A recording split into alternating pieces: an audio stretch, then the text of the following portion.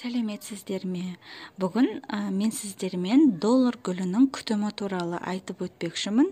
Себебі маған көп сұрақтар келіп жатыр.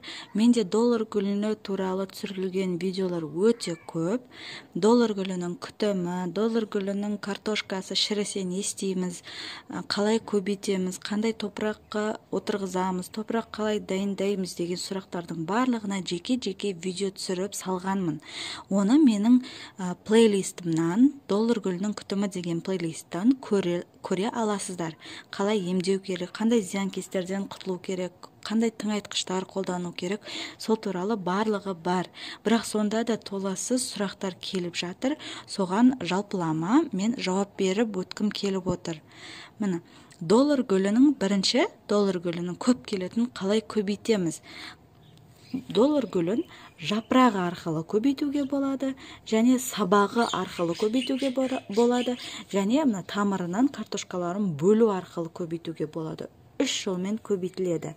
Мына жерде көріп тұрсаңыздар, мына жапырақтан көбейтілген. Мына жапырақ, мына бір ғана жапырақты мына қурап қалған, уже барлық күшін мына сабаққа, картошкасына жұмсап, мына өзі қураған. Осы жапырақтарды тығып қойғанмын. Және мына жерде мына бір сабағы арқылы да көбейтуге болады. Бұны да тығып қойғанмын. Мына жанына жапырақтарды тыққанмын. Көріп тұрсаңыздар, мына тек қана жапырақтан мына стрелкалар беріп, бұның астында кәдімгі тамырлары да бар. Мына сіздерге қазір көрінеді ма, көрінбейді ма? Менде жапырақтан көбейту туралы да видео бар. Ссылкасын описанияға қалдыратын боламын. Міне, алдында былтыр мен осы жапырақтан көбейткен доллар гүлім, міне, қандай әдемі, міне, қандай үлкен болып өскен. 1 жылдың ішінде осындай гүлге айналды. Міне, көріп тұрсаңыздар, осыны мен жапырақтан көбейткенмін. Міне, мынаны да жапырақтан көбейткенмін. Міне, осылармен бірге. Осы гүлдерді топтастырып отырғызғаным туралы да барлығы менде видео бар, көріңіздер. Мынаны да жапырақтан, сол кезде жапырақтан отырғызғамын. Осы гүлдердің барлығына 1 жыл болды. 1 жылдың ішінде міне толыққанды бір горшокты гүл болған. Бұл гүлдер менде қазір далада тұр. Көктем, қалай күн жылынып көктем басталынады, күзге дейін бұлар менде далада тұрады. Міне, мынау аналық доллар гүлі. Осы гүлден алып, мен осыларды көбейткенмін. Және бұған қандай топырақ? Қандай топырақ? Бұл ауланың ауыр топырағында өзін жақсы сезінбейді. Бұған жеңіл, борпылдақ, құнарлы, жеңіл ауа өткізгіш топырақ болу керек. Менде міне магазиннен сатып алынған универсальный өте жеңіл ауа өткізгіш топырақ, перлит араласқан. Осы топырақта өзін жақсы сезінеді. Және егер сатып алып отырғызамыз дейтін болсаңыздар, суккуленттерге арналған топырақтар бар, соны алып отырғызсаңыздар болады. Бұған мен су бүркімеймін. Бұған тек қана эпенмен, кейде цирконмен, эпенмен, цирконмен кезде ғана су бүркеймін.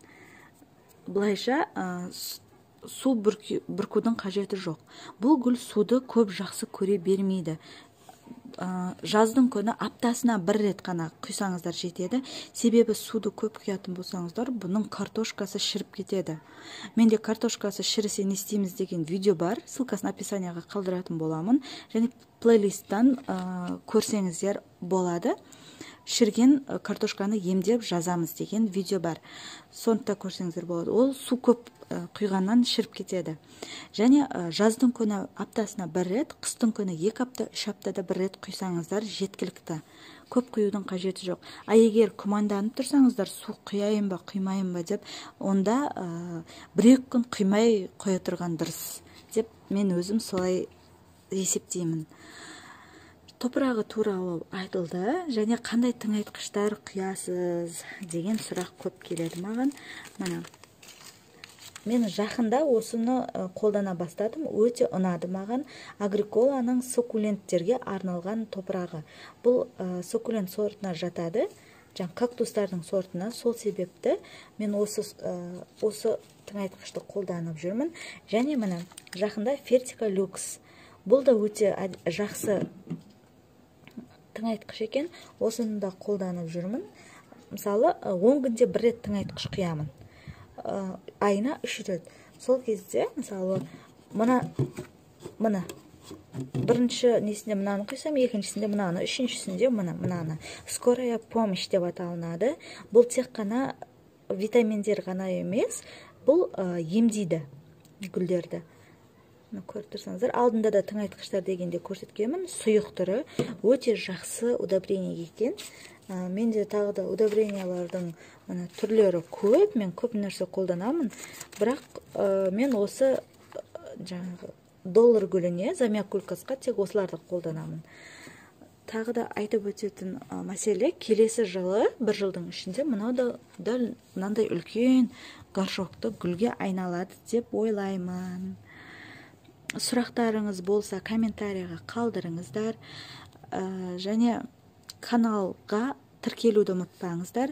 Менің каналымда 80% адамдар тіркелмей көреді екен.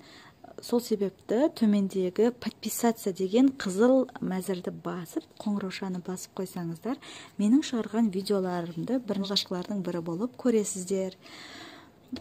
Назарларыңызға рахмет. Егер видео ұнаса, лайк басыңыздар, және төменде комментарияға пікірлеріңізді қалдырыңыздар. Сау болыңыздар.